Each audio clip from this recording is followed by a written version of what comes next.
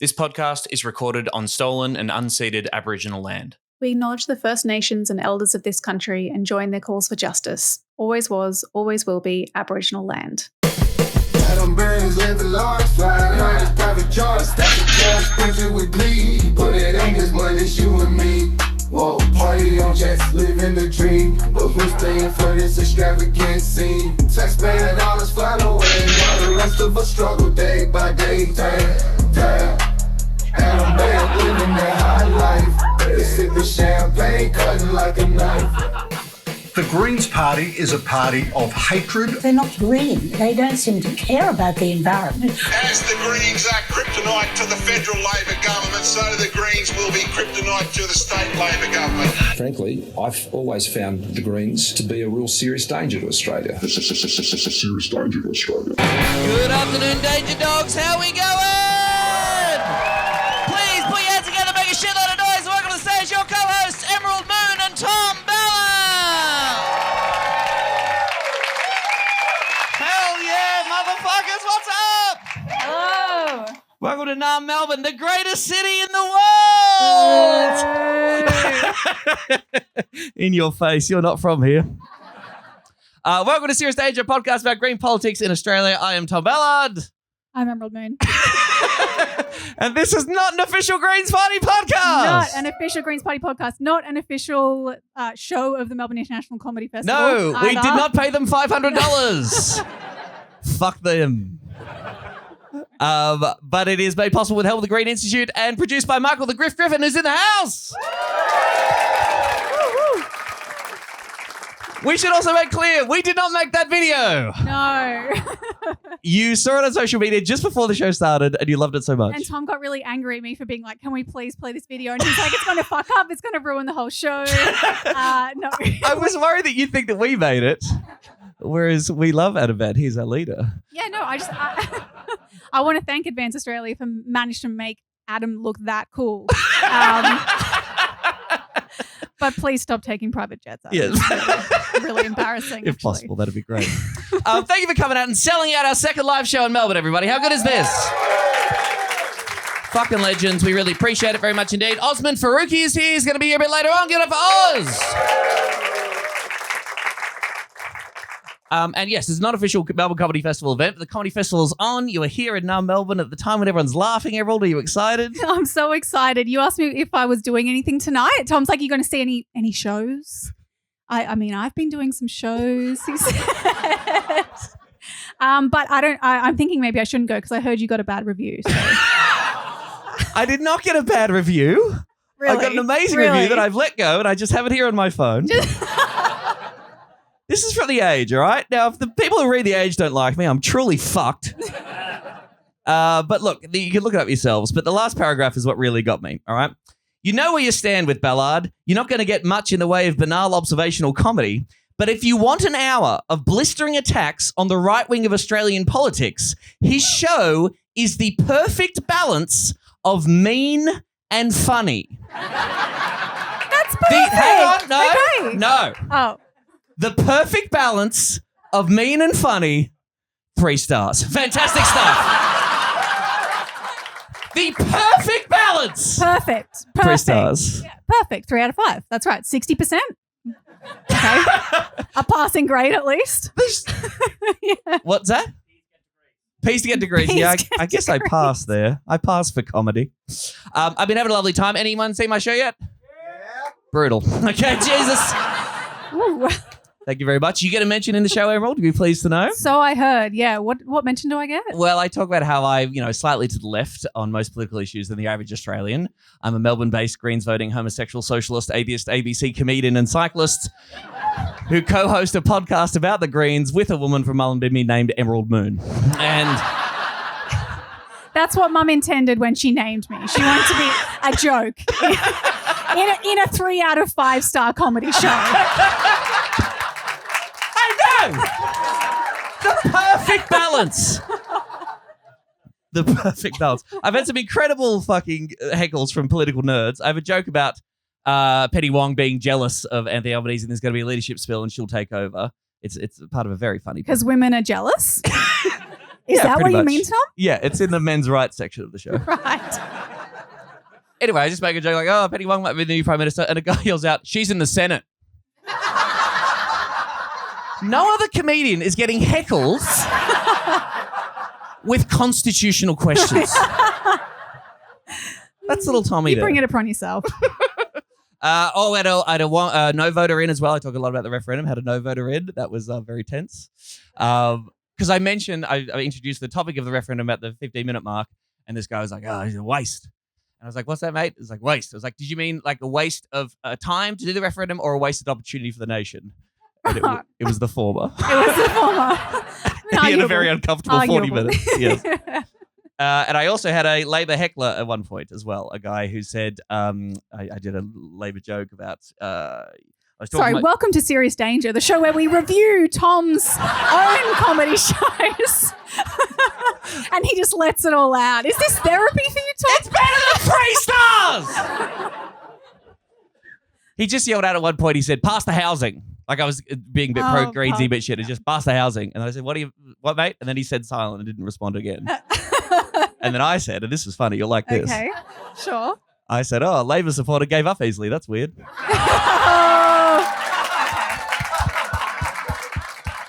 Sit down. The perfect balance. You look wonderful. We were worried about the fashion before the show as well. Yeah, I was having a fashion crisis. I saw the stupid the April Fool's Melbourne City thing with wearing all black. And then I realized after I got here and saw that Tom was also wearing this, we've really played into their hands. I think we look great. I just want to fit in. Don't we all just want to fit in? See, I think you have the heart of a Melburnian within you. How could you say that to me? That's fucked up. Do you think? No. All right, fine. We'll move on then. Okay. We should say a big thank you to our patrons, our wonderful patrons who support the show for just $3 a month. You get bonus content. Any patrons in? Oh, wow. Yeah, Danger Dogs. Thank you to Linda, Jacob, Riley, Anna, Al, Jessica, Oliver, Taz, Andy, and Sebastian. We love you very much. Thank you for Love you supporting super, our show. super much. Love Thank you. Love you. 3 stars. We should announce as well 3 stars. Yeah, perfect. We should announce as well. Thank you for coming to this show. I don't know if anyone's thinking of, flying up to Brisbane, but since we will also be releasing this to the rest of the world. That's right. People listen from overseas. But we have the upcoming show in Brisbane, MEANJIN as well. We have 2 shows because we sold out the first one, and we can announce we have some extra special guests who will be joining us. The sold out 2 p.m. show, Councillor TRINA MASSEY, recently re-elected. Fuck yeah, TRINA. And the added midday show at 2 p.m. now as well. Mr. Max Chandler-Mather will be joining us. So you hear that, friendly tickets. Geordies? Yeah. We're He should going just around come again. along this time and just fight. We'll just fist fight. That'd be great. We should get him on too. Yeah, we should. We keep asking. No. I think there are still a few tickets left for the midday show in Brisbane. So people listening to this, you want to come along and manage in Brisbane, we'd love to have you along there. That'll be another great chat with Max, who's been fighting the good fight on housing in the previous weeks. We've got a little bit of business to get to. 2 other quick stories I wanted to get your thoughts on, Emerald Moon. Mm-hmm. We have a new Governor General coming, baby. Finally. Tough crowd. No cheers. No cheers for King Charles. No. Well, gracefully, His Majesty has approved the appointment of our next Governor General, prominent businesswoman Samantha Boston. Let's give it up for King Charles, everybody. Come on. Fuck. I just think it's nice that he approved. He lets us choose his own little representatives. It's really nice. Yeah, little lackey. Yeah. Sam Austin will replace the current Governor General David Hurley from July 1st this year. She'll be the 28th Governor General and the 2nd woman ever to hold the role. Now, Emerald, you're a woman. Slay. Do you find that inspiring? That is so inspiring. You know what? You can't see what you're not. Viv Bullet finishing the cliche. Isn't that a lovely message to all the little girls out there that they can grow up to be the unelected representative of a decrepit institution of pedophiles and lizards? Yeah. Yeah. Sign off and be like, yes, the king approves. Yay. A bit of her background. I mean, she's so qualified. She's fantastic. She qualified. is. I love the qualifications. Sam Austin is a former lawyer. She was associate to Michael Kirby back in the day. She was the senior communications policy advisor to Paul Keating, your dream job. She was the first woman appointed to the AFL Commission. She's the board director for the Sydney Swans. She has done lots of non-profit work, but also a senior executive at Insurance Australia Group, Optus, Cable and Wireless Group, and senior non-executive roles at Transurban, Virgin Australia, and she's also been the chair of Citibank Australia. Pretty cool. Certified girl boss. CEO alert! But there all this fucking glowing coverage about how amazing Sam Austin is, and all these people talking about who know her, and they're like, she's so qualified. She's got all the skills that you need to bring. And no one says at any point what the fuck the Governor General does. No. Or how any of this experience will actually apply to her doing the job. And it's the same bullshit with all the monarchy stuff, which is, it's just a symbolic position. They don't have any real power, but also it's fantastic that it's her because she's a great advocate for stuff and she'll have some kind of an effect. Yeah, she's so qualified at being a powerful person. Yes. Who knows? Very strange. The big problem, of course, is that she's woke. Okay, you should have led with that, Tom, I'm because I was sorry. getting excited. I thought you would have known that when I told you that she worked at Transurban and Citibank. Transurban. Well, yeah.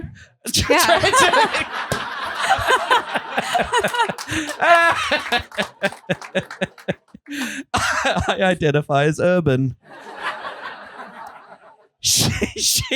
Mum, Dad.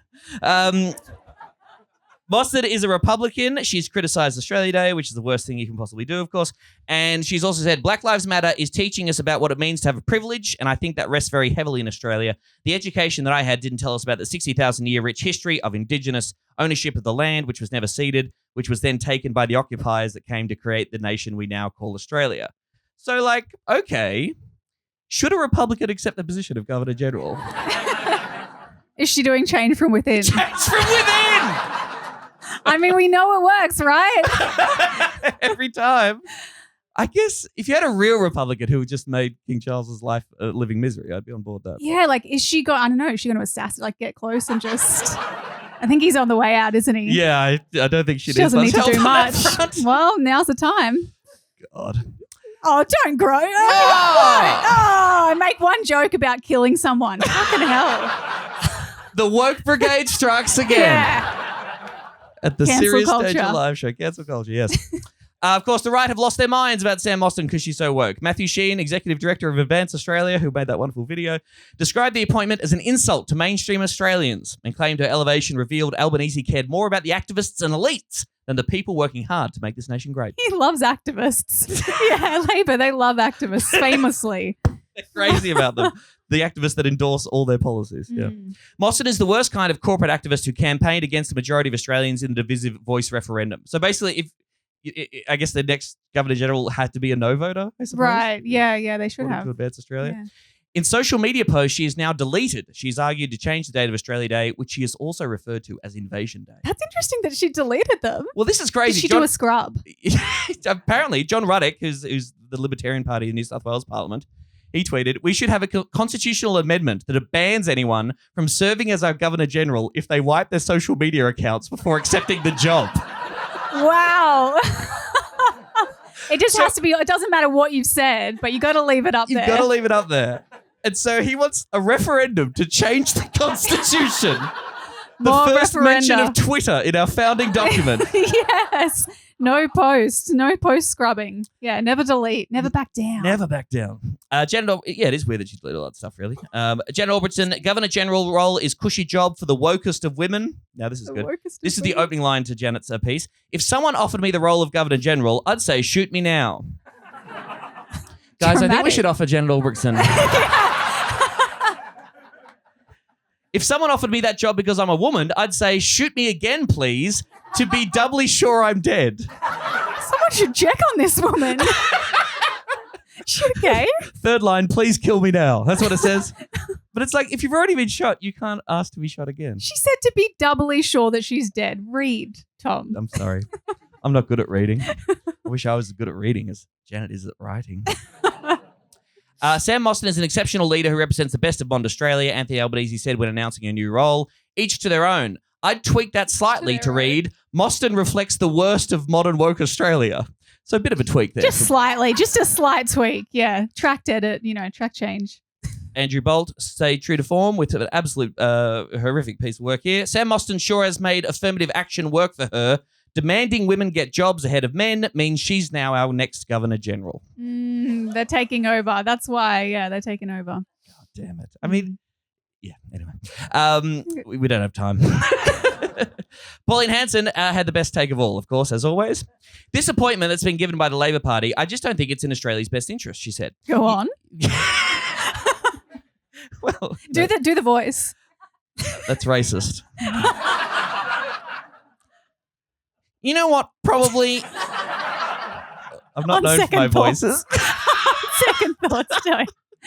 You know, probably what we could possibly put forward is, instead of political parties picking their mates, jobs for their mates, let's look at the Australian people at the election. Why don't we put a few names up, let the Australian people nominate who they want as Governor-General? Let it go on the Wow. ballot paper at the time of election. Don't have a separate ballot for it, and let the Australian people choose who they want to see as the Governor-General. Welcome to the resistance. Comrade Pauline. Just a reminder, Pauline spoke at the Australians for Constitutional Monarchy conference in 2022. Right. Okay. I was going to ask. No. Okay. It's almost like she doesn't know things. That couldn't be it. Anyway, best of luck to Sam and everyone involved, and who gives a shit. Another story that took the headlines here. Now, we need to be careful here in case we're breaking any Greens I'm not gonna rules. get in trouble. But this week, Victorian Greens leader Samantha Ratnam has announced that she's running for pre-selection in the Labor-held seat of Wills. No comment. I will not comment on those woos. If anyone doesn't know, the rules of Victorian Greens mean that because I'm the membership officer for my local So Greens branch, Am I allowed to say things? you can say whatever Not the that hell you want, I baby. don't know. I'm scared. I'm scared. And I'm generally not commenting on the quality of either of these candidates or telling any members how to vote. We're just talking about stuff that's in the public domain, which is the fact that there is going to be a contested run for the nomination for the seat of Wills. And it's an interesting one. This is the seat currently held by Peter Khalil, friend of the show, on a margin of 8.6%. In 2022, Sarah Jefford was our candidate. She got a 2% swing towards the Greens for a primary vote of 28%. Sarah has also announced she's going to be running for the pre-selection. So we've got Samantha and Sarah running for the nomination, which I think is a good thing in general. The fact that we're two contested election. candidates. I love it. It's exciting. Yes. Yeah. Let's actually do more of those. Ratnam, of course, is the leader of the Victorian Greens. If she's endorsed, if she wins, she would also have to step down as leader of the party in Victoria. And she would have to resign from Parliament altogether when she formally nominates as a candidate 2 weeks after an election is called. So it's, you know, her moving as the leader of the Greens in the state parliament and potentially having a tilt at a federal seat. Yes. And so then there would there have to be a by? No. How does it work with the Legislative Council? No, in the upper house there would be sort of the next on the ticket. Oh, just I a believe, pick from the would next. replace. Who's the next on the ticket? No idea. Does anyone know? No. Oh, it's a casual vacancy. And you'd nominate someone and the members would get to choose. Thank you. Fuck, I love our audience. Okay. Give us a cheer if you work for the Greens. They all hesitantly, they're like, Are we allowed to say? Okay. Okay, that's good. Thank you. You seem fun. No, I'm kidding. You are fun. Cheers. And I appreciate you. You're very helpful. Thank you very much. Yeah. Okay. But the Greens' chances in Wills is very interesting, right? I mean, Adam Bandt put out a statement saying 1 in 10 voters had to change their vote in order for the Greens to win, and 40% of the electorate are renters. And as long as I've been sort of paying attention, people are saying Wills is the next Victorian seat to go, right? I'm interested to hear this because to me it sounds like a really tall order. Like looking at the numbers, you have to take, you know, at least I guess a 5 or 6% swing straight off Labor. Yep. And then count on getting enough LNP preferences if they come in third because it's Labor, Greens, and then or whatever you guys call it, Liberal. Sorry. You guys. You people. But yeah, that's a pretty tall order. But I mean, it sounds as though on the ground and from what we're hearing from Labor people that they are shit scared and think that it is a good chance of falling to the Greens. Hell yeah, baby. Well, there's a redistribution which might, throw things either Okay. way. There is a redistribution that could work out that would be in Labor's favour and one in our favour, so that's still a little bit TBC. But especially over the issue of Labor's disgraceful position on Gaza. And Peter Khalil has certainly, shame indeed, has been held to the fire of this. This is from Adam. Peter Khalil and Labor have failed renters, failed people who were trying to buy their first home, and failed to condemn the state of Israel's invasion of Gaza. The people of Wills are progressive and compassionate, but their values are being betrayed by a Labor Party approving new coal and gas projects and backing the invasion of Gaza while ignoring renters and offering band-aid solutions to the cost of living crisis. The people of Wills can send Labor a message without helping Peter Dutton. Fuck yes! And I'll tell you who's worried. Labor, on hearing of Ratnam's candidacy, a senior Victorian Labor figure said, "Bye-bye, Peter." Bye-bye, Peter. Bye-bye. Who are these sources? No. Why would you go to the media? And a journalist going, do you have any comment on that? And they say, bye-bye, Peter. Peter Khalil. If things don't change or the seat doesn't change in the upcoming redistribution, we're in huge trouble, they said. Labour figures said there was a misconception among the party that Muslim voters who have traditionally voted Labour would continue to do so out of concern the Greens were too socially progressive. Jesus Christ. The Muslim community are feeling really hurt and disappointed by Labour, and it's not enough for us to counter it with the Greens are too radical. You can't vote for them. Oh, you figured that out, have you? Almost. There is an impression among this group that the Greens are the only ones sticking up for them at the moment, because we are. An impression. Yeah. Yeah, it's weird. We need to do more to stick up for them or to change the impression. I think to change the impression, Tom. Don't get crazy. I see. Yeah, that's that. Incremental change. And look, I just found this story. Now, I cannot validate this story. This is from a Twitter account called @GeeseMegamix. Yeah. So I have no idea the veracity of this. But they tweet, since Peter Khalil is in the news, please know that a few weeks ago he was spotted at a local pub. So a few dozen anti-genocide activists turned up. Brave Peter asked for the bar staff to call the cops, which they pretended to do. Yes. And he sat back down to get yelled at some more. A full 45 minutes getting sprayed for being a cowardly shit cunt while you wait for a police escort that no one liked you enough to actually call for in the first place. Glorious. Best of luck in the election, Peter. There we go.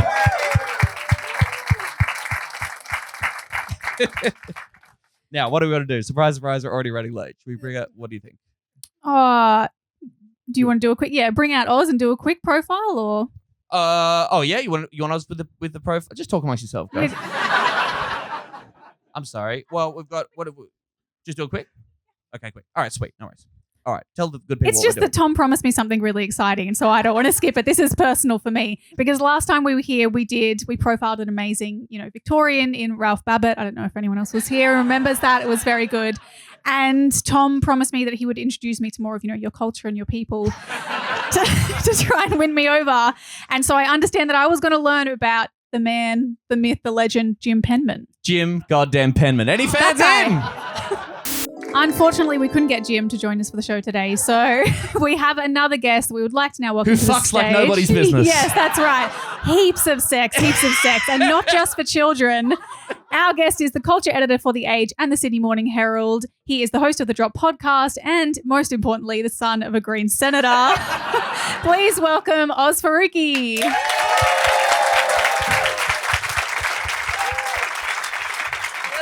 Oh, that's wow. Hey, Oz. Thanks for squeezing me in between the Jim fucking Penman. That went on for so long. I spent my entire morning researching that motherfucker, masturbating furiously. No, it was funny. It was good. Now, thanks for coming back, actually, Oz, because you were our first ever guest, little known fact. Yes. It's actually funny. So I did the pilot episode of this podcast with you guys, and it never went to air. The So I lost assumed episode. that this podcast didn't exist. And then you're like, we're doing a live event. I'm like, that's cool. And you're like, it's sold out. I'm like, oh, I guess it did exist. And people enjoy listening We to it. had to That's wait cool. until we were ready for you, Oz, It was so good. We had to grow up. Yeah. What are we were talking about? We were talking about COVID and the whether... protest, the tradie protest, Yeah. right? Jesus, yeah. Remember that? Yeah, that was the thing. They were singing that song on the bridge. Yes, they were singing the song and we were all like, what are we doing? And then we kind of forgot about it. Now we're Yeah. back. Let's not go back to that. Those days. Now you have obviously a familial connection to the Greens, but you also were a candidate at some point, right? You were involved with the party in student politics. Have I got that right? Kind of this is embarrassing to talk about. Sort of was involved in student politics. Don't ever say that to anyone else. And got involved. I worked for a few different Greens MPs in New South Wales, which was a lot of fun. I learned a lot about politics in the world. And, I don't know how many people here are vaguely involved with the Greens or minor party stuff, but there's all these seats the Greens need to run in, and they just need someone to run, even if they don't think they're going to win. So I put my hand up when I was 23 or 24 to run for one of those seats. I did okay. I got 21%. Whoa! Oh, that's pretty good. Which was a 4% swing on the previous candidate. Do you know who that was? Who? My mum. Yeah, take that. Wow, Take that. get fucking owned, Mum. You fucking nepo baby. Yeah. But within the Greens, so very little advantage. Yeah, obviously she went on to do her thing. So She's all right. She did okay. What seat was that? So that was It the was, state seat? yeah, the seat is called Heffron. It's in Sydney. It's sort of like inner city-ish, but like half of it is people like us and half of it is like conservative Bengalis who did not like me because I'm Pakistani. Or at least that was the excuse I gave. Yeah. Totally tanking in those suburbs. Mm. And briefly, we'll move on to, we got some two big stories we want to touch on with you. But I mean, you are, I always enjoyed reading your political analysis, and I think you're someone who, appreciates the Greens as a party and the kind of movement and the force that we're about, but you're also willing to critique it and see that its shortcomings. And I guess how would you sum up your take on where the Greens are these days? Good question. Thank you so much. I mean, I left working in politics because I just had done that for a lot and wanted to do other things that wasn't out of a sort of sense of the Greens are terrible and I want them to fall apart and I'm going to join the Labor Party or anything. But I think what I've appreciated being what I think I've tried to do with political analysis since then, and I think it's interesting you guys are doing a similar thing. There is such little media even now, and certainly 10 years ago when I started writing about these things, that looked at a party like the Greens or that sort of left space in politics and took it seriously for what it was trying to do and understood why people were attracted to it, why people perhaps were not attracted to it, and what was actually happening. Like what drove the Greens to make certain decisions, why were they winning certain seats and losing other seats. And I think having had that firsthand experience, knowing those people, being involved in campaigns, gave me the capacity to talk about that from some actual place of experience. I think, largely, my politics are probably not a surprise to people. They align more closely with the Greens than other parties. But I've got criticisms of both some of their policies and the way I think they approach political machinations in Canberra. Yeah. But you must have noticed a big change between the time when you're running as a candidate. So that's what, more than a decade ago, right? Yeah. Right. And this new revival in Greensland, a more social, democratic socialist. I mean, it feels, watermelon vibe from a lot on. of the things that I was critical of the party of when I was leaving, they're the things that I guess a new generation of activists have pushed the party to be more like. I think, if you look up just stuff that I read between 2012 and 2016 when I was more engaged in writing about that sort of stuff, it was critical of the Greens for adopting what I thought was a very clear attempt to position themselves as a moderate party. Yeah. I'm not convinced that led to electoral dividend in that sort of 2013 to 2016 period. I think the party since then has figured out a clearer strategy of who it's trying to appeal to, differentiating itself from Labor, from the left. And I think that might seem obvious to a lot of people, but there was a period for a long time where party leadership was trying to say, we're not crazy, we're not radical, we're not trying to shake things up. You can trust us to just be like the other guys, but a little bit nicer to refugees. And I wasn't convinced that was a good strategy to either grow the vote or to change the country. Now we're crazy as hell. And it seems to be working out. Yeah. Almost as though we needed to, it was like what needed to happen was an expansion beyond just green issues, right? But that didn't necessarily need to happen in a moderate way. It was like we needed to expand into economic issues and, social issues and whatnot, but then take a radical approach to that. And I think maybe some of the battles when I was very involved in internal party stuff was the left-wing economic policies that the Greens did have were getting ameliorated. There was very clear attempts to eradicate policies that I think now the Greens have embraced that are finding electoral dividend. Yeah, particularly around taxing the rich. Absolutely. I would say is something the Greens have made huge progress on actually embracing and not being afraid to say, we want to fuck those fuckers over because that's what they're doing to us. So speaking of fucking people over, yes, we wanted to talk about the migration bill that was, because we kind of touched on this briefly on the show and said we would come back to it. This is the bill that Labor introduced super last minute, maybe a few weeks ago. It's been referred to a Senate committee for a 6-week inquiry. It's the Migration Removal and Other Measures bill. Yeah, Other Measures doing a lot of work. Other Measures, leans heavily on that. Can you give us what's your understanding of the key things that the bill does for anyone who's missed it? And I found there's a few parts to it. So you're stitching me up on this because beforehand I was like, I don't know if I'm an expert on this bill, but I'll give it a red hot go. I mean, I think the important thing to acknowledge about it straight up is that the genesis of this bill is very simply in the fact that the Labor Party in government is freaking out about a series of media stories that relate to refugees who have been released from detention, who may be committing crimes or have a criminal past. And there's a complicated thing I would love to chat to you guys about the media's complicity in like driving these sorts of policies as well. But we can maybe park that for the moment. But essentially, there's a High Court case that the government lost that said a whole bunch of people who were locked up and had criminal convictions could now go back in the community. There is indefinite detention was bad. correct. You cannot keep people locked up forever. Exactly. Which is apparently Labor's fucking policy too. That Well, indefinite I mean, policy this is the bad. thing. This is the High Court, right? Which is not a radical leftist institution that has said this one went too far. You guys fucked it. These people are allowed to live in the community. But obviously, Australia being the kind of country that it is, every single time one of these people who's released is accused of doing anything bad, the media and the coalition say this is because Labor does not have a handle on immigration policy. So they've rushed this bill, which is an attempt to try to put as much of these people back in prison, to try and stop another round of people who are still being detained, including, I think the one case is an Iranian asylum seeker who is bisexual and is saying they can't go back to Iran because they could be executed. This bill's genesis is trying to stop that person from getting asylum in Australia. And it has a whole raft of other measures as well, including things like if you haven't demonstrated the fact that you've worked with the government of the country you're in, you're not going to get asylum in Australia. So imagine that. Imagine telling Afghan refugees that until they can prove they sat down with the Taliban and tried to work things out, they're not going to get refugee status in Australia. Yeah. So Well, I believe in consensus decision making. And I think if you can listen, hear people out and see where people are coming from. Well, that's really nice of you to say, Tom. I mean, okay, so this is where I get a little bit confused, right? Because we had this High Court decision around indefinite detention being illegal, and that resulted in the release. And the Labor government responded by introducing these laws that would impose really strict conditions. We did an episode on this back in, I think, November, imposing really strict conditions on them, like curfews and things like that, and locking them up if they break those strict conditions.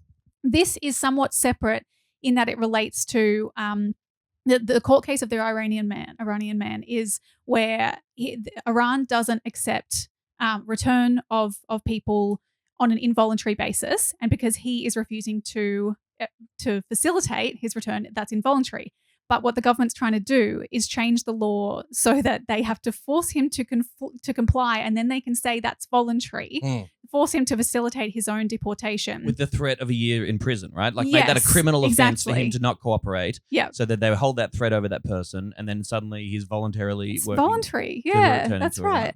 And so then they can say, well, Iran, this is voluntary, so you have to take him back. So that's and that's where I get confused, because I understand that people are saying, yeah, there is a link between this so quote unquote threat of community safety. So is it because if this High Court case is successful, people like this man would be released into the community, and there's a fear of driving up fear around that? Yeah, I think the link is just that it's a response to what the media and political narrative will be. It's not a reaction to any genuine concern. No. We're not talking about, not that obviously this is a line that I agree with, we're not talking about tens of thousands of people flooding Australia or whatever. This is purely a response to a media narrative that has developed since that initial High Court case that suggests that Labor's lost control of the borders, and Labor now is desperately trying to figure out how it can outflank the coalition by proving that, yeah, you know what, one thing we've never done in Australia, even under the worst of the Howard years, was send people deliberately back to countries where we knew that they could get killed. Yes. We are now passing laws to make that happen, to facilitate that, essentially. Jesus Christ. And then there's talk too of this, the word Trump was being thrown around a lot, bring up memories of the Muslim ban when Trump took office. This idea that we would list certain countries and say that we aren't issuing any visas from people from this country, because when people do come, they overstay their visas. Sometimes they claim asylum or they just stay in the country. Now, my understanding is that the government wouldn't actually use that power, but they would use it as a incentive to get those countries to cooperate with them returning and refouling people from here. I mean, I think it's interesting you mentioned Trump. Like, the thing about Trump in Australian context that I find fundamentally depressing is that most people would hear about Trump's Muslim ban and they say, that's fucking crazy. Like, that's outrageous. What a crazy policy. The thing that always sticks out with me is that infamous phone call between Malcolm Turnbull and Donald Trump, I think 2016, 2017, when they were trying to negotiate the people swap. And Malcolm Turnbull was explaining to Donald Trump how then immigration policy worked, which then was like less cooked than it is now, but was largely the result of the Gillard and Rudd policies and then the Operation Sovereign Border stuff that Labor supported. And when Trump heard that, this is after he'd gotten elected on the platform of Muslim, and he said, wow, you guys are even worse than I am. And I think that's a thing that a lot of Australians don't really want to acknowledge. They're like, I know we're pretty bad, but Trump's worse. So thank God we're not quite at Trump level. Trump's literally, he's not metaphorically, he's going to say, you guys are fucking crazy. Like, I couldn't get away with that stuff. Because he was saying, what, these are criminals and bad people. And Turnbull had to be like, no, they've committed no crime Exactly, whatsoever. exactly. And they will never settle in Australia. That's Yeah. the issue we've got here. So they have to go to America. We can't do anything about them. Fuck that guy. Love being reminded of how terrible these people are. Yeah. And so, of course, Labor's saying, oh, my God, Peter Dutton and Adam Bandt teaming up once again. The coalition to send this thing off to an inquiry to waylay it, right? They're trying to defend it. And they are, as you mentioned there, seriously trying to outflank the coalition to the right on these issues of immigration. We had Claire O'Neill, I think. Always bragging. a good idea. Always a good idea. Every time Labor does this, try and out-coalition the coalition. Always works out well for them. Peter Dutton. You think you're Peter Dutton? Yeah. Watch this. Yeah. That is literally what Claire said, basically. She was like, Claire, this is the Home Affairs Minister. She said something like, Peter Dutton said that he was tough on refugees. He's never passed a bill as tough as this. So again, there's no subtext anymore. Labor's not trying to pretend we are doing this to save people. We're doing this to stop deaths at sea or whatever the line used to be. They're just openly now arguing that we are really, really tough. We're tougher than Dutton. That's their strategy. Right. Unclear if it makes much sense. And then being like, No, very clear. It why are we losing votes to the Greens? And then they're like, oh, Peter Khalil's in trouble. I wonder why. Yeah. Why does the Muslim community not fans of We us? just need to Anyway, explain lock it up. more. Yeah, we just need to explain more to the voters so they understand how much, why we hate refugees, and we need to lock them all up. So galling too, because there were Labor hacks saying after the Dunkley by-election, see, your politics of division and hatred doesn't work. See, it's not a vote winner. And then they turn around and do this shit. It's a really interesting one. Like, I think people on the left of politics generally, the view of Labor is they are sometimes forced to act to the right of the coalition to try and stop that vote, bleeding to. I guess I'm playing devil's advocate. Forced? Yeah. No. I'm from the perspective of your average Labor hack, Yeah, right? right. They're kind of like, we have to do this stuff, otherwise we could never win government. When you look at the history of both immigration policy and the history of elections, there's actually very little evidence for that. Yeah. So the mandatory detention was introduced in Australia, not by John Howard, by Paul Keating. Like, Labor went out and did that. And even though obviously the coalition have their own terrible record on immigration policy when it comes to the treatment of asylum seekers, Rudd and Gillard, 2012, 2013, were worse. Let's say worse, were more extreme on saying that no one who comes by boat will ever settle in Australia. Yeah. That's not something John Howard ever did, right? So it's not like Labor's always being begrudgingly dragged to the coalition position. No. They're doing it whilst they're in government. And the other weird thing is, the last time Labor had an emphatic electorate victory was 2007, right? 2010 was a hung parliament. The last election, record low primary vote for a party to win government. In 2007, the Labor Party's immigration policy was, we're going to smash the Pacific solution. We're going to get rid of offshore detention and we're going to bring more people in. And they won. And I'm not trying to say that they won because millions of Australians went on the streets and voted for that. No. But the point is, when Labor people say we have to do this right-wing stuff to win elections, the evidence is not really there for it. Particularly when, we should acknowledge in this term of government, with there was the abolition of TPVs. Like, Labor has done some stuff and have given some people who are in a sort of bridge of visa purgatory a more security and a greater path to living here securely. So they can do stuff and will make huge noise about it whenever they do something that isn't horrific and evil towards refugees, because it's the right thing to do. And then we'll turn around again with this kind of insane. And yeah, I don't know. Australia What do you guys think it will? It doesn't, from a political perspective, I don't understand who they think they're going for. Yeah. Like, who the voter is who's like, oh, Labor, like, I guess I'm going to vote for Labor now because they're more right wing than Dutton. I don't understand that person. They're like, I'm not my number convinced they one exist. issue is how much you lock up refugees. And so I'm I'm going to voting for vote. Albanese. Yeah, I don't know. Like, if they're that far gone, then they're not fucking voting for you on that basis. Yeah, they're voting on the emotion or the idea of Dutton is the hardline guy. Which again, like, brings us back to, what the actual solution that, Labor, if they were smart, would look at is what are those people actually going to vote on? And generally what people vote on is the issues that affect them in their own lives. And the issue is that they are sold the lie that, refugees and migrants in general are the reason that they can't afford to pay the rent, or maybe that they feel unsafe in their community or whatever, when that's probably the fucking media. And, the housing crisis obviously isn't caused primarily by migration. But yeah, instead of going, how can we pursue a universalist politics that looks at what unites us rather than divides us and delivers gains for ordinary people on a broad basis, they're like, what's the LNP doing? Maybe we can do that They're harder. yelling about us in Parliament, Yeah, which yeah. everyone watches. They're going to do mean ads on Facebook, so we have to do this. fucking wild. I think that's right. Yeah. And I think the other thing is that there are so few spaces left where government is like the predominant force in deciding outcomes, like whether it's healthcare, education, housing, welfare, whatever, everything has been abandoned to the market, right? Yeah. Except for like immigration policy or at least asylum policy. Everything except the cops. Yeah, you know? exactly. So Yeah. that's like the last Cops and remaining jails. ground where major parties can actually say, this is our policy vision, because everything else, it's like, well, the issue is just like housing supply. That's the issue for developers to figure out. Market. Yeah. Maybe one last bit of this before we move on to the other story we want to talk to you about. But I suppose maybe circling back to what you mentioned about the media, I mean, what is galling about this debate, it seems, is that even when the horrific lie is exposed, it doesn't change the conversation. So ahead of the Dunkley by-election, we had this racist bullshit about how one of these released refugees or people seeking asylum were supposedly arrested for a crime. The crime slips my mind at the moment. Was it It was an alleged assault. An alleged assault, Yeah. right? Alleged assault. Turns out that they arrested the wrong guy. Whoops. Whoopsie daisy. Yep. Completely wrong. He was in the area though and had brown skin, so you know that's a crime. We find that out. That's absolutely bullshit, and it doesn't change the conversation one dot. It seems like everyone's just like, oh well, Dantine's on Insiders that weekend, going, no, we don't regret anything. Yeah. That incident actually shows the threat that we're talking about. Like, There's two bits to this that drove me totally crazy, right? One is that the police literally said, I can't believe they said this out loud. They said, we got the guys, like, he was the same race, but we got the wrong guy.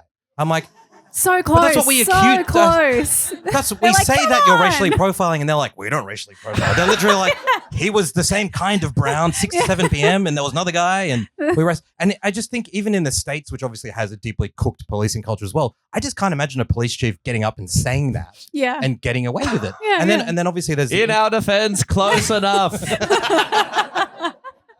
And the other bit of that is frustrating is that the way that the police operate so hand in glove with lots of the media, honestly, where they make that arrest before charges are laid, before there's anything in court, they There's a brief media release. outlets about Fucking it. hell. And the Dutton line is in there. And like, this is the other thing. Peter Dutton ran the Department of Home Affairs for a very long time. He knows where the bodies are buried.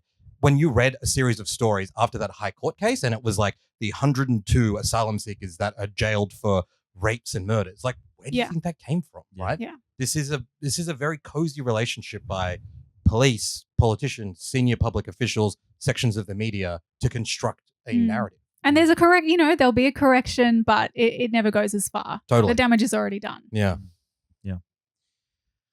Well, moving on. I forget that we don't solve anything on this podcast, but it's good to get it's really important that we talk about that story because we didn't get a chance to as yet. So thank you for that, Oz. The other thing we want to talk about is sort of more in your culture portfolio. You host a fantastic podcast called The Drop, which people should definitely check out, talking about the weekly politics, far less depressing than our podcast. It's been talking about culture and stuff. But of course, a massive cultural story over the past couple of weeks has been what the fuck is going on with the live music scene in this country with the cancellation of The cancellation. Oh, yes. Cancellation. That's my new term. The cancellation of Splendour in the Grass. What happened there? Do we actually know why Splendour in the Grass was happening? It was because of and Falls and Dark Mofo, Pause and Groove in the Moo. Like, they're all in trouble, hey? Yeah, I think they all got cancelled, right? Yeah, we can talk about Splendour for a second and then we can talk about like the systemic issues, I guess. Yeah. Splendour, like the goss on that is that they just did not sell tickets. Yeah. Unexpected events. That's I what guess they if you're said. expecting to sell tickets.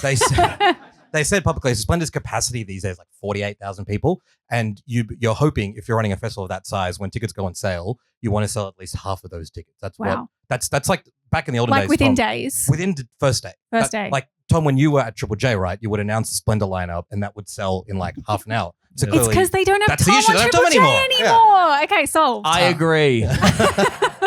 But, obviously since then things have changed a bit. And so Splendour's had to recalibrate and they still would expect to be selling half their tickets on day one. I'm told that they sold less than 10% of the tickets in the 2 weeks since they went on sale. Not everyone can sell out their shows. It's We are the they're welcome Kylie to chat to Minogue of us if they leftist want. podcasting. And I guess the question then is like, okay, why didn't they do that? And that raises a whole bunch of interesting questions about what is happening in Australian society, what is happening to how younger people want to consume and engage in art and culture, and what is happening at this is a boring word to use, but like a meta-structural level with the Australian music industry. That is cancellation. You're here. This is where we can talk about structure? Yeah, we can. Great. Because I saw you posting on social media. There's a little bit of a juicy capitalist analysis, or anti-capitalist analysis rather, about the actual business and the market, the political economy of music festivals. Yeah, I mean, when we're talking, I mean, all these things are a little bit different. So Dark Mofo, you mentioned, sorry, Monofoma, which is the one that cancelled yesterday.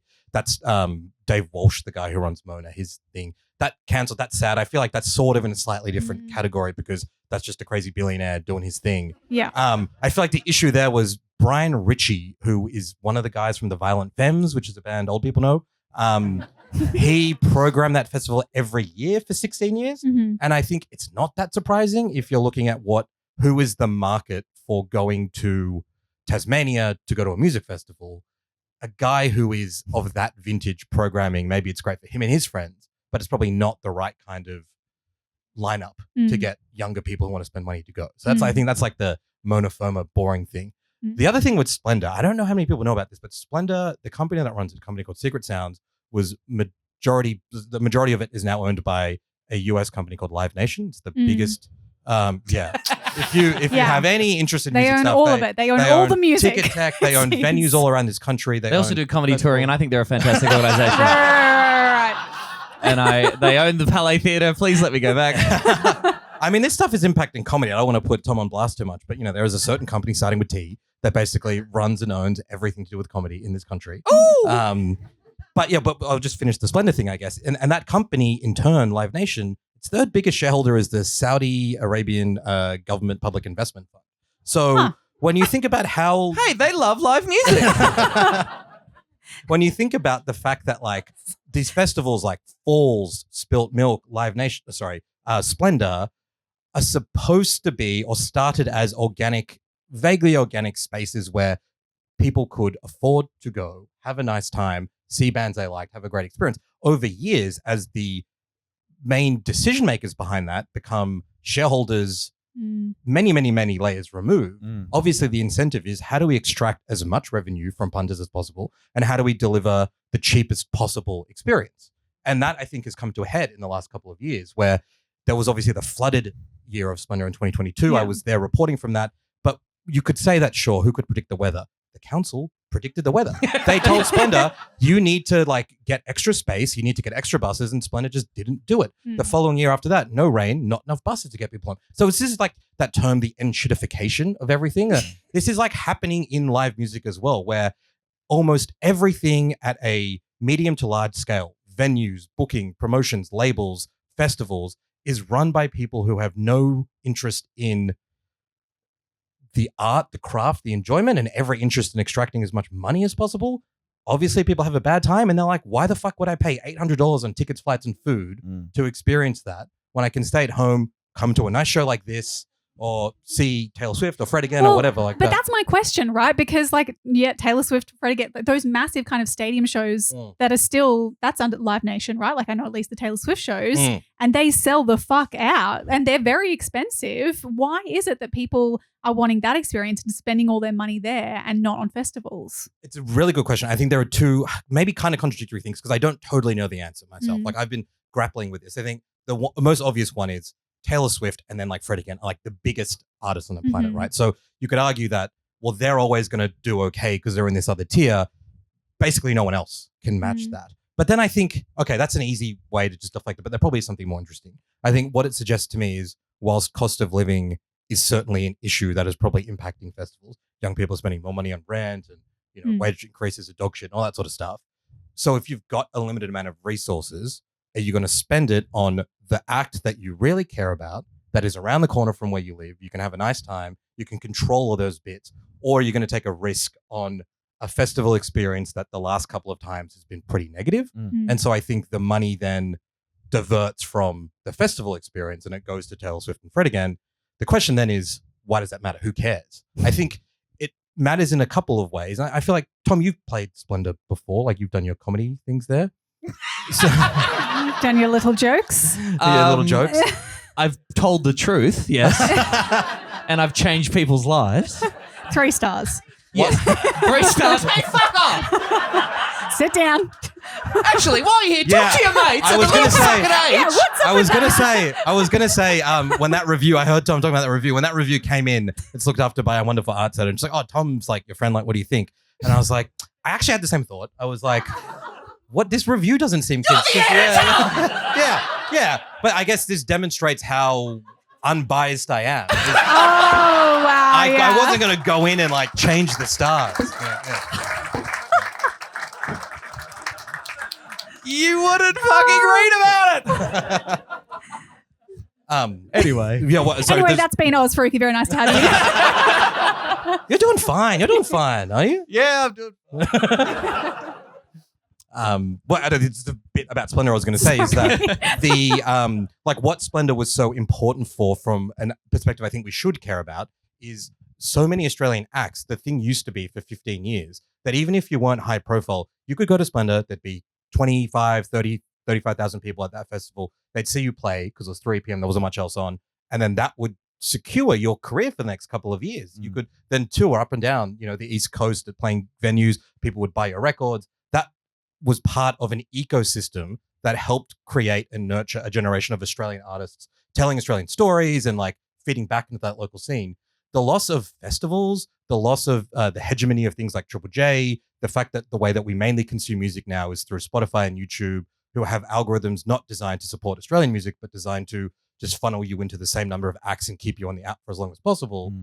The fact that like young people can't afford to live in cities and that venues are turning into apartments and no one can play there. All these things I think are combining to make it very, very worrying for Australian music, I think, for the future. Well, I mean, one more thing that I think is interesting when you talk about the way that Spotify and the algorithms work, one of the takes around why these sorts of festivals are failing is because people are moving towards more, like getting more and more stuck into a particular niche. And I mean, a lot of young people get their music from TikTok and from these really kind of narrowly defined algorithms. And so festivals like particular genre festivals are doing really well. And is that a result of, this kind of siloing due to the algorithm? Is that a problem? Right. I think that's spot on. I think that is happening. I don't think that's bad. I think, some festivals are adapting and being like, this is the vibe, coming here for that. I think maybe what happened is we'll look back and be like, that kind of big day out to Splendor era of the mass festival for everyone maybe was an anomaly. And maybe it was supported by the fact that like largely Triple J had this chokehold, right? On like people aged 16 to 25. And if they said, listen to this, buy this Give ticket, it a crack. people did. And I think that has dissipated. I think you're right. I think it's good for those festivals that are genre specific. I remain concerned specifically about the ability that Australian artists can, the channels for them to come through and make enough money to succeed in this current moment. Yeah. Do you briefly want to talk about your take about how you hate music festivals generally? Oh, well, yeah. Well, I mean, I guess from my perspective, this is the thing. Like, I grew up in Byron, and so my experience of music festivals is a bunch of people like coming in and jamming the phone network and traffic being really shitty. Putting money into the local economy, keeping barely. you and your friends employed. Yeah, well, stealing your hacky sacks. I guess there is is the argument for supporting music festivals. And I know that, the Greens came out and proposed this festival support package with, says that the federal government should be doing grants. They should be underwriting insurance, particularly in light of, the climate crisis, making that more difficult. This kind of crisis package. But I'm like, what is the social benefit of festivals? Is it just jobs and, money into local economies? If so, sure. I mean, a lot of people... Context, Emerald does not take drugs. Okay, so I should say, let's really just... my experience, all of that and just sober. Yeah, the social context is not showering, taking pingers and making out with a bunch of randoms. Should have led with the that. social benefit. Sorry. It's a really valid point. It's like, at the end of the day, like, who cares? If people can still go to big shows and enjoy themselves, what does it really matter? I guess jobs is part of it. But one of the things I found a little bit like, not annoying, but short-sighted from the Greens announcement and from what the government's, and they've called this review, calling for submissions into looking at what's happening in live music. And it's all like, how do we give these people grants? How do we waive insurance? I'm like, I know this is a boring thing to talk about, but giving subsidies to the Saudi Arabian-owned Live Nation company does not seem like the best way to support a healthy... That company, Live Nation, posted a $23 billion revenue statement last year. They do not need taxpayer dollars from Australia. And I think the government has a big role to play in supporting Australian music, whether that's through... When talking about insurance, I'm sure people are familiar with like venues like the Old Bar here or the Nightcap, whatever. Insurance premiums, public liability has gone from $90,000 to $300,000 in 12 months.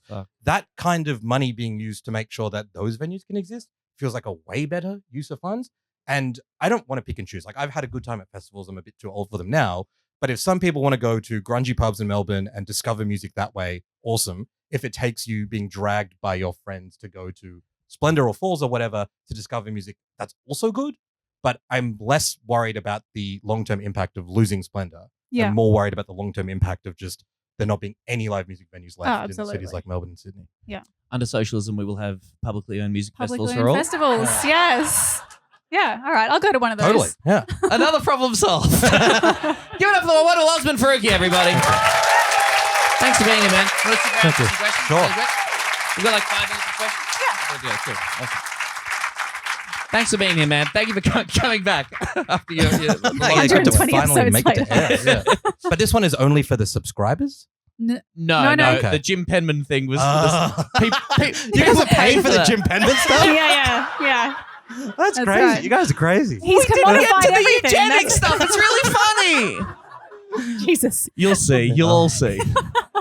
We got just 5 minutes left, and we don't want to run over because there is a another show after us in this venue. But we want to throw it open. If there are any quick questions for Oz or for any of us at all about anything in the world, anything we've talked about now, or any other subjects that you wanted out there, if you want to have a really quick think about that and just yell them out, we'll try and get through them. That's a fucking great idea. I mean, we're talking about you were joking about like publicly owned music. Triple J used to put on a music festival, put on multiple. Yeah. Like, what do we do with that? We I guess literally, that is. so many of these Yeah. things is we literally had them, Yes. and then either through like funding cuts or just like the right people, moving on and doing other things, we didn't have them anymore. We had, and with radio and TV as well, like we had publicly funded institutions that pushed Australian music in front of us, and then we gave them a space to play as well. Like, why isn't like fucking Greens talk about that? Yeah. Like, Well, can you talk to your bring mum? that back? You do it. Call your mother. Talk to your mum, you loser. All right. Any other questions? Raise your hand real quick. We'll try and get through them. Anybody about anything at all? Well, we've answered Jesus everything. Christ. Guess we really fixed everything. It's really good. Great. Well, what do you think is going to happen in the next election? Oh, hang on. Did someone have one? Oh, we have one? Yeah, thanks. Sorry, I'm Thanks. sorry. I Lights. can't actually see your arms. Your heads over there. Oh, yeah. I apologize. Job ideas for Peter Khalil. I hope he doesn't get a job and has to live on JobSeeker. And I think he'll be pleasantly surprised. I mean, I think the next election will be fascinating though, because we tend to see this pattern with like the 2010, right? The last time that there was an election immediately following the election of a Labor government, 2010. The Labor Party vote tanked and the Greens reached like a total peak for them then. And I think that is probably because, and I think they're seeing a similar thing, where when the coalition's in power, everyone's like, just get these guys out. And then Labor's in power and a bunch of those voters like, I don't really like what they're doing. I might vote for a minor party independent, the Greens or whatever, to tell them to be better. Labor's majority is 2 seats or something right now. I don't see the Liberals getting close to a majority. I don't really see any gains the Labor Party is going to make. I think a hung parliament is probably the most likely outcome. No, that's the worst thing in the world. Well, yeah, and the thing is someone like Anthony Albanese, who, despite calling himself the socialist left guy or whatever, his antipathy to the Greens runs so deep, right? People who are from Sydney understand this. The idea of him, like, I don't know if it'll be like this, but I think it's conceivable to see a Tasmanian style thing, right? Where the Labor Party could feasibly form right now a government with the Greens and Lambie. But they just said, we don't want to do minority. We don't want to do that. If Albanese has the option to form a government with the Greens, I think he's probably more likely to say, fuck no, and hand it over to someone else. I don't think that's true. If Labor, I think Tasmania is a slightly different kettle of fish in which Labor have fewer seats than the Liberals, right? Like that's a factor that is I think you need to factor into that. If Labor wins more seats than the coalition, but still can't make it over the line, I think that even Anthony Albanese will, through gritted teeth, find himself forming a minority government. I think. We can test each other on this in 12 Well, months' we time. will then. See you then. All right. Were there any others? Sorry, no, that was it. Oh, yeah. Yep.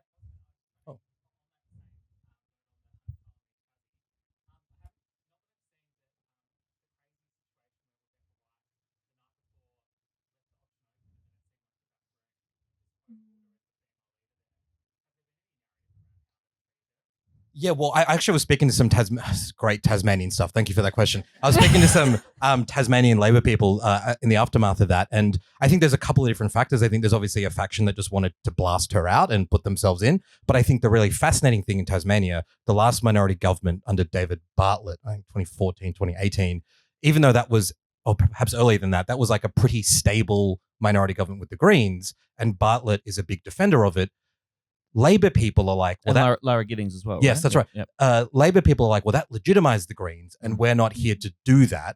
We're here to govern in our own right. And so I think that's what the Labor Party is trying to say here is like, we'd rather not govern than govern with the Greens. I think the problem they've got in Tasmania with Hare Clark proportional voting and the rise of the Greens and Lambie vote, Labor's never going to have a majority government. Yeah. So they've got to recognize that. Yeah, that's a problem with a slightly better voting system, you know? Yeah. This fucking democracy! Yeah. God damn it. Well, I'm very happy because Tabitha Badger is going to Hobart, baby. Badger! As are a bunch of others. All right, we will leave it there. One more time, please give a huge round of applause to wonderful Osman Faruqi. Thank you. Mate. Cheers. Listen to Oz's podcast, The Drop. It's fantastic. Yay! Green jacket as well. Green jacket. And please welcome to the microphone our producer, Michael the Griffin. Griff. Hi, thanks for coming, everyone. I just wanted to tell a story. So when I'm in Melbourne, I'm staying at Tom's spare room, and if you watch the, How much is he charging you? He's a wonderful tenant, and I'm charging below the market rate. Wow. Or multiple properties in our case. So if you've watched the video version of the podcast, like that's the spare room where he films it. And so I'm like sleeping inside the podcast, which is like, and like, I don't know if you guys have been to like the Monopoly experience or the Friends experience, but I'm in like the serious danger experience. The serious danger experience, baby. That's how dedicated you are, sir. You can sell tickets. Yeah. All consuming. We're selling merch. Yeah, we're selling merch. I picked them up yesterday. They're hot off the presses. A few people have already been buying shirts. In fact, some are already selling out in certain colors and sizes. So if you want to grab yours, they're downstairs. We'll have a little desk in the corner of the room and you can come chat to us. We've got shirts. We've got white, dark gray, black, green, kind of blue. Jade is the color. We got stickers as well. Come have a chat and buy them. Teal. Yeah, they're teal. No, I refuse. They're not teal. Did we get coal in the end? Did we get what? Coal? Yes, we got the shade of the dark grey is actually coal. But, you know, we obviously can't market it as that. So it violates our agreement. Yeah. T-shirts are $35 and we got stickers for sale as well. $3. For Got a few left. Yep. And if I could be really gross, I would love you to come to my comedy festival show if you get a chance. It's all the rage. The critically acclaimed show.